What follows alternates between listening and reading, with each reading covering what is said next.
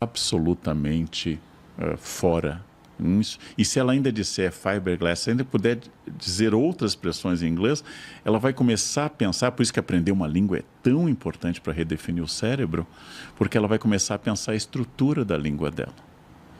Eu só entendi a língua portuguesa quando eu estudei outras línguas.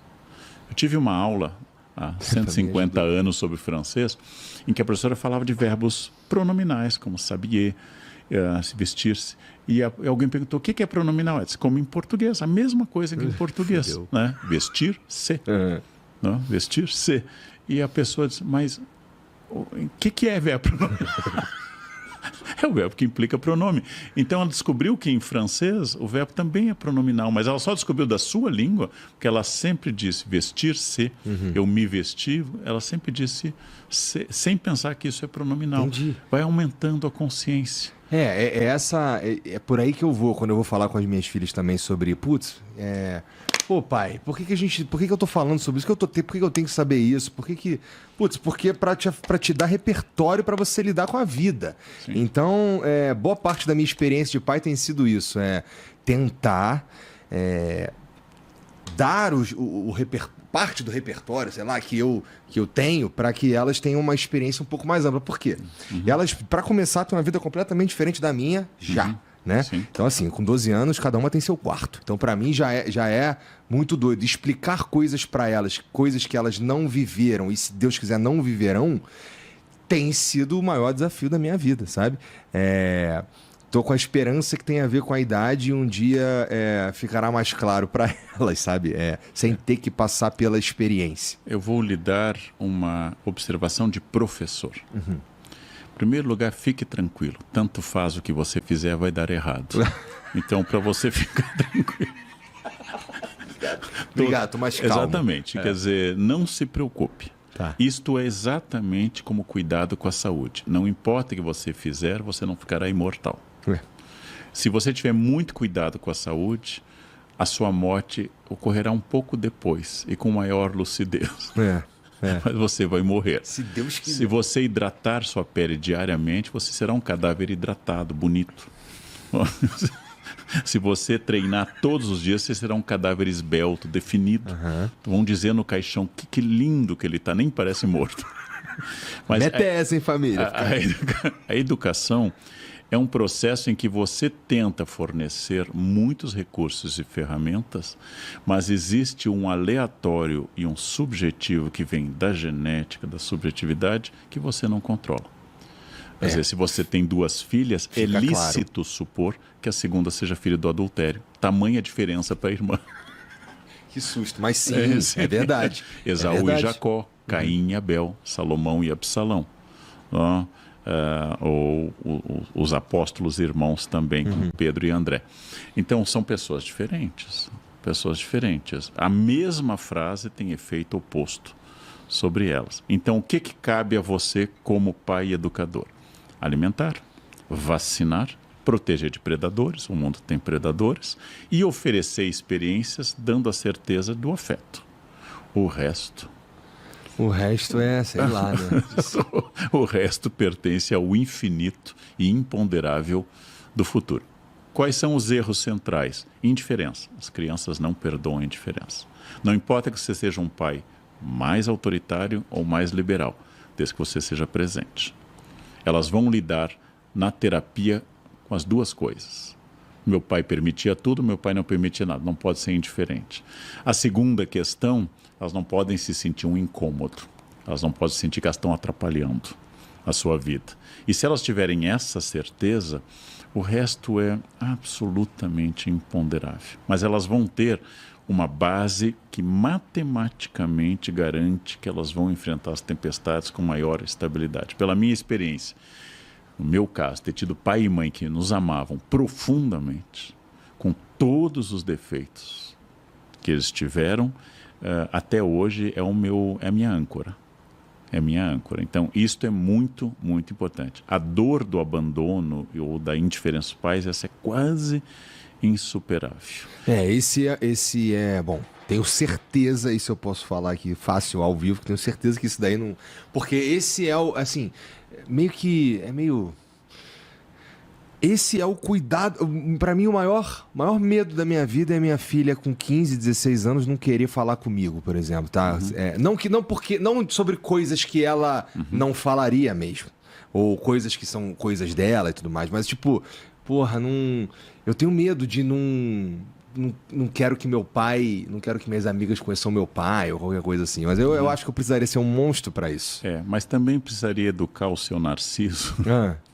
Para você aprender que elas não serão sua versão melhorada e que elas têm direito, em algum momento, a se afastar, aquilo que Freud chama de matar o pai. Nossa, mas vai doer para muito. crescerem. Exatamente. Se você não conseguir isto, o seu projeto não é de criar filhos, seu projeto é de criar clones seus. E é por isso que a grande generosidade da maternidade e da paternidade é criar aves que vão voar para fora do ninho. E quando tiverem voado para fora do ninho e disserem, não queremos passar o Natal com o pai, porque queremos, o seu trabalho terá sido realizado. Se elas não saírem do ninho, seu trabalho é um fracasso. Se elas evitarem o ninho para sempre e nunca seu trabalho será um fracasso. Será bom que elas digam, de vez em quando, prefiro viajar com os amigos. Sim. Mas não com 15 anos. Não com 15, Quando tiver com 20... Mas aí interprete como psicanalizado que uma filha de 15 anos que já descobriu o sentimento erótico e todas as coisas envolvidas, ela não quer lhe contar pela importância que você tem. Porque você vem acompanhado de superego, de cuidado, de limite. Porque a paternidade é limite. E ela vai contar para a amiguinha dela porque os amigos não criticam. Se eu disser para meus amigos, acho que eu vou beber e dirigir, isso! Hoje não tem blitz. Porque eles não irão junto à UTI, né? Eles não irão junto para a UTI, é só você que irá. Então você é a autoridade. Quando ela tiver vergonha de contar algumas coisas, é porque você é uma referência moral. Tenha medo quando sua filha não tiver vergonha nenhuma e te tratar como um amiguinho. Aí você não é referência moral. É muito doloroso ser professor ou ser pai, mais ainda, porque você tem que criar para se tornar inútil. Seu projeto será vitorioso quando você for inútil. Quando sua filha não precisar mais nada de você. É muito doloroso isso. Mas é muito verdade também. Foi o que aconteceu, né? Comigo e com... Bom, o que acontece, né? Quando porque a capacidade funciona. de gerar filhos é superior à vontade de educá-los. Há mais gente fértil do que bons pais ou boas mães. A fertilidade é um fenômeno biológico. A paternidade é uma vocação muito específica e que implica, inclusive, renúncia constante a algumas coisas. E é para sempre. Por isso que eu recomendo. Eu gosto de me ligar a alguém. Crie um cachorro. É mais barato, dura 15 anos em média. Nunca vai ser denunciado ao conselho tutelar, apesar de que há leis que protegem os animais. Vira pai de pet. Eu quero criar. Começa com samambaia. Cria a samambaia. Né? A samambaia está bonito. Experimente um cachorro ou um gato. Né? Ou um papagaio que dura mais do que você, ou uma tartaruga que dura bem mais. Peixe é bom porque não incomoda, não suja. Peixe tá lá. Eu não tive essa experiência, cara. Eu nunca morei sozinho. Quando eu saí da casa da minha mãe, eu fiquei uns 2, 3 meses. Aí minha namorada, que virou minha mulher, foi morar comigo. Aí logo depois a gente teve filho. Então eu sou pai há muito tempo. Assim, tipo, eu sou... não é que eu sou pai? Eu sou pai há 12 anos. Mas assim, eu sou... tô nessa de eu não sei, eu entendo, por exemplo, os caras que tem um cachorro e vira pai de pet, vira pai. Porque assim, eu virei pai mesmo, sabe? Então e eu lembro a transformação que foi segurar minha filha. Faltou um caramelo na sua vida. Faltou um caramelo. Antes, assim, faltou. Não sei se faltou, porque assim, cara, eu acho que o caminho que me trouxe até aqui eu não mudaria nada. Mas, com certeza, tem algumas experiências, tipo, entender. Eu tenho os caras ficam malucos comigo quando a gente vai falar de pet. Quando a gente vai falar, por exemplo, de um gato, de um cachorro que eu tenho. E que, putz, a sensação que eu tenho hoje, eu não sei o que acontecerá no dia, mas a sensação que eu tenho hoje é que quando minha cachorra morrer, eu vou comprar outra cachorra pra minha filha e pronto. Porque os caras ficam chocados. Como assim, cara? Não sei o que. Mas eu não fui pai de pet. Nunca tive essa experiência, sabe? Pra mim, no entanto, eu não consigo imaginar a minha vida sem as minhas filhas. Eu já acordei desesperado no meio da noite por causa de um pesadelo e olhar. Eu não sei. Eu acho que eu paro de funcionar. E E eu acho isso uma fraqueza bizarra. Uma fraqueza bizarra.